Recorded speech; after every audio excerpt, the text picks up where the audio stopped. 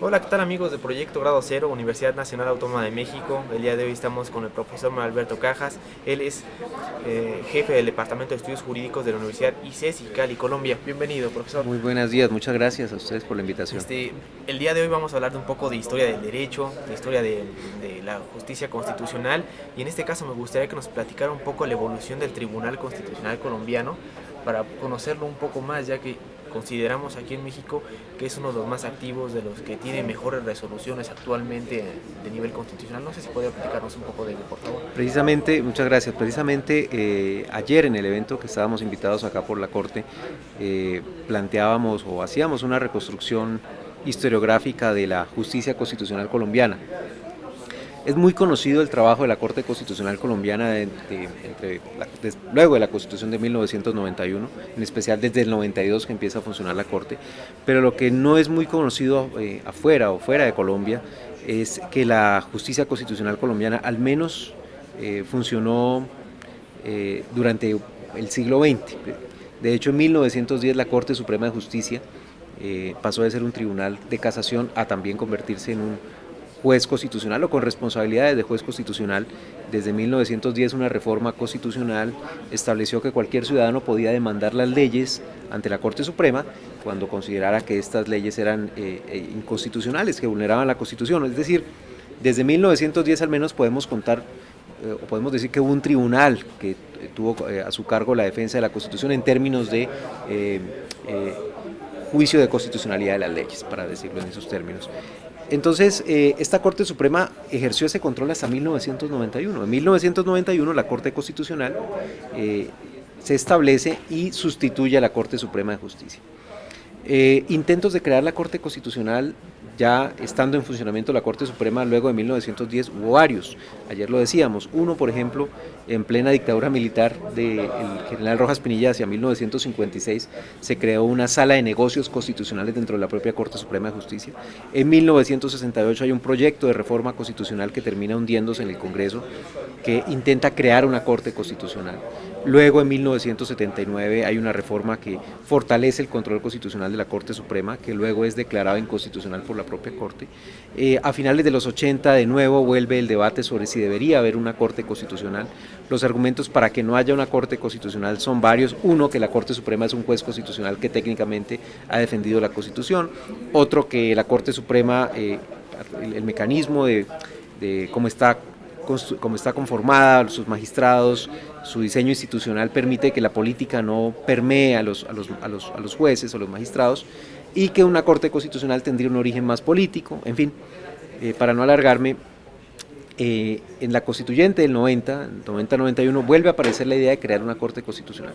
Finalmente, con alguna oposición de algunos sectores académicos, de la propia Corte Suprema de Justicia, se crea la Corte Constitucional, que es una nueva Corte para una nueva Constitución que se establece en el 91, muy amplia en materia de derechos, una Carta de Derechos muy robusta, y este juez constitucional es el que ustedes y que conocemos en buena parte de América Latina como un juez constitucional activista que empieza a ejercer sus funciones desde 1992. Es decir, que ya la Corte Constitucional podríamos decir que tenía una base, un fundamento, ya tenía por un lado una legitimidad del control constitucional y por otro lado un espacio institucional bien ganado en términos de que ya se aceptaba que había un control constitucional y que había un ejercicio de una justicia constitucional.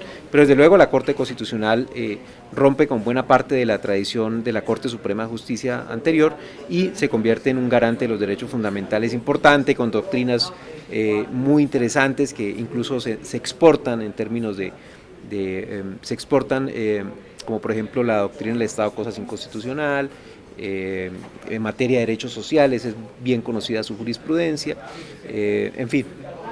Así es. Ahora, yo quisiera saber las ventajas que ha tenido este cambio, ¿no? Dividir una Corte Suprema y por otro lado un Tribunal Constitucional. En México tenemos los dos en un mismo órgano. La Corte Suprema de Justicia lleva a cabo pues actos de legalidad y también control de la constitucionalidad. ¿Cuál ha sido la experiencia de Colombia con esta división?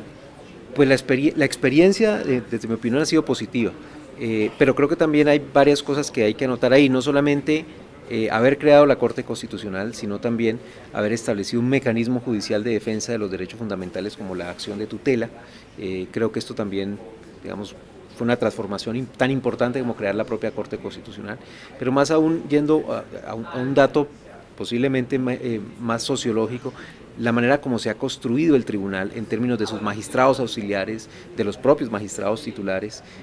Una buena parte de la academia más progresista colombiana termina llegando como magistrados auxiliares. Hay muchos nombres que desde luego no los nombro para no omitir algunos de ellos, muy influyentes, que hacen parte de toda esta ola de neoconstitucionalistas colombianos que sin duda le inyectan una dinámica distinta al constitucionalismo colombiano. Y yo diría que la principal ventaja ha sido la garantía de los derechos fundamentales. Uno puede tener críticas con algunas de las doctrinas de la Corte, con algunos de sus fallos, pero sin duda creo que todos quienes estamos interesados en el trabajo de la Corte, incluso los ciudadanos, coinciden en que la protección de los derechos fundamentales es otra luego de que se estableció la Corte Constitucional. O sea, realmente hay un punto de quiebre en 1991 con el establecimiento de la Corte. Ahora nos dice que, bueno, sabemos que dedica a historia del derecho. ¿Nos podría platicar un poco los cambios que han existido a partir del constitucional, el surgimiento del constitucionalismo con la tradición anterior? Los cambios básicamente han sido, por un lado, la constitucionalización del derecho privado, penal, procesal de las distintas eras del derecho. Esto ha sido un proceso lento, no ha sido un proceso, digamos, pacífico, lo que se llamaba las tradiciones jurídicas muy acendradas, como el formalismo jurídico, para citar simplemente uno. Ese ha sido un cambio lento, en buena parte la Corte Constitucional ha impulsado el cambio, pero también hay que decirlo, ha habido compromiso de otros jueces en otras instancias que poco a poco han ido, digamos que incorporando las nuevas tendencias jurídicas, las nuevas teorías jurídicas en general en su trabajo, pero también yo creo que un apoyo de la academia que ha sido bien importante.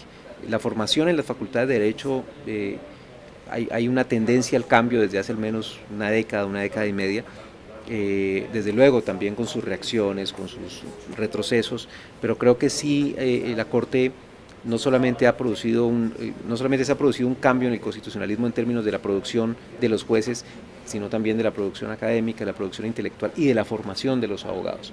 Hay un esfuerzo importante por cambiar la manera como se forman los abogados, más interdisciplinariedad, algunas facultades están trabajando en eso.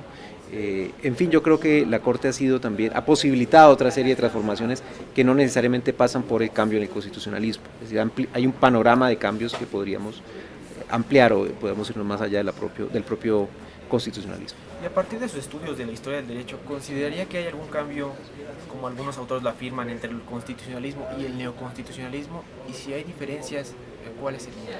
Bueno, por razones de tiempo no puedo extenderme con muchos detalles, claro, pero sin duda ya muchos sostienen que dentro de ese neoconstitucionalismo del sur global, en el caso del neoconstitucionalismo colombiano hay una serie de características que lo diferencian, no solamente el trabajo de la Corte Constitucional, no solo la constitucionalización del derecho, la incorporación digamos, del bloque de constitucionalidad y sino también la defensa de los derechos sociales, la defensa judicial de los derechos sociales, la justiciabilidad de los derechos sociales. Uno podría decir que en el caso del constitucionalismo colombiano es uno de los rasgos que lo definen, y si usted se da cuenta y hace una comparación con el resto de la región, es el más avanzado en eso.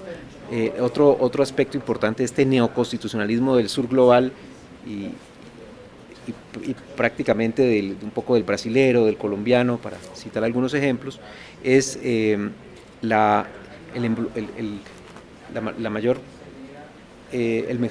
nuevo rol que tienen los jueces constitucionales y los jueces en general en las políticas públicas.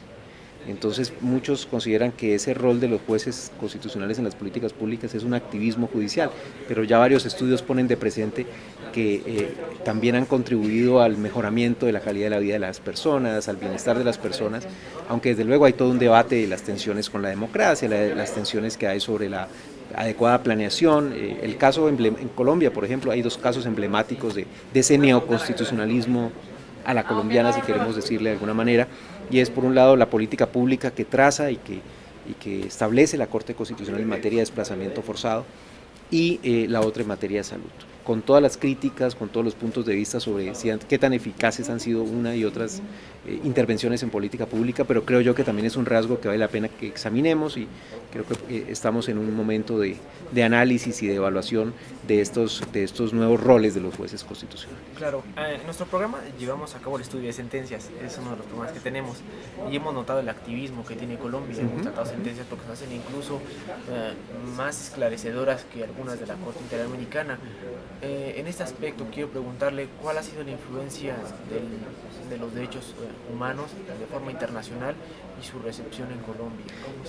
Es bien interesante, desde los primeros momentos de la primera Corte Constitucional, la amplitud que tienen los derechos, la Carta de Derechos colombiano hace que haya una necesidad por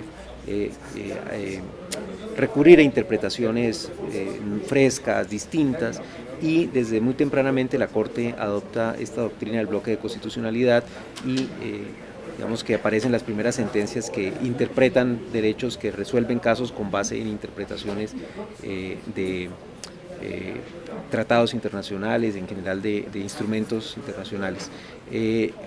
Hay estudios que ponen de presente que la Corte Constitucional colombiana es una de las cortes en el mundo que más utiliza, que ha hecho más uso de la internacionalización de los derechos humanos, para darle un nombre un poco, para hacerlo un poco más claro. Y eso se puede apreciar en la jurisprudencia. Hay algunos trabajos que ya, digamos que rastrean buena parte del trabajo de la Corte Constitucional y ponen de presente incluso con cifras y cuáles son los instrumentos que más se utilizan, etc. Creo que el reto sigue siendo que esas decisiones de la Corte Constitucional, sobre todo en materia de revisiones de tutela, permeen al resto del Poder Judicial, es decir, que los demás miembros del Poder Judicial, los demás jueces, lo incorporen. Y uno nota que sí hay en algunos casos un notable interés, un notable uso de esa dimensión de los derechos. Y en este caso, ¿Colombia ha tenido algún llamado de atención por parte de algún órgano internacional, como la Corte Interamericana, por alguna sentencia que haya sido paradigmático? En nuestro caso hemos tenido alguna, como el caso Radilla Pacheco, pero ¿hay algo que caracterice a Colombia? En el caso de la Corte Interamericana y Corte Constitucional no conozco el caso de algún llamado de atención como usted lo menciona, pero como le digo, ya muchos estudios y muchos especialistas, no soy un especialista en el tema, ponen de presente que es una de las cortes que más digamos que acoge las doctrinas de la Corte Interamericana de Derechos Humanos, aunque sí recuerdo algunas sentencias donde la Corte ha hecho distinciones y se ha separado de algunas de las interpretaciones de la Corte. Eso podría ser. Ahora, a la luz del estudio de la historia del derecho, de toda esta transformación, ¿usted podría visualizar hacia dónde va el derecho en Colombia respecto a los derechos fundamentales y en general en América Latina? Uno nota que en Colombia cada vez más hay una preocupación creciente de la academia por teorizar más sobre los derechos. Por otro lado, creo que, como lo decía antes, la Corte Constitucional ha propiciado un desarrollo importante de los debates en materia de derechos. Creo que la discusión hoy está por el lado de la intervención de los jueces en materia de derechos sociales, y lo otro, en materia de derechos, perdón, y lo otro, lo que tiene que ver con minorías en general. Hay un trabajo importante en materia de minorías, creo que hay una discusión importante también en materia de derechos reproductivos, derechos, o digamos debate en materia de género, minorías étnicas. Creo que esos son como las áreas que van a tener más desarrollo, que van a impulsar nuevos debates y nuevas transformaciones, más allá de la teorización, digamos, de los derechos fundamentales en términos generales. Creo que por esos lados, minorías, género, es donde se están abriendo nuevos espacios para el debate. Y desde luego, en caso colombiano, todo lo que tiene que ver con lo que se denomina el posconflicto, a propósito de las negociaciones de paz entre el gobierno y la guerrilla de las FARC, probablemente, de hecho, ya están impulsando un debate fuerte sobre la justicia transicional, sobre cuáles son los límites de la justicia transicional. Ya hay decisiones de la Corte Constitucional al respecto, pero creo que vamos a tener al menos un par de décadas en donde nuestra discusión sobre los derechos va a pasar por el contenido que le demos a esa justicia transicional en el contexto colombiano. Excelente.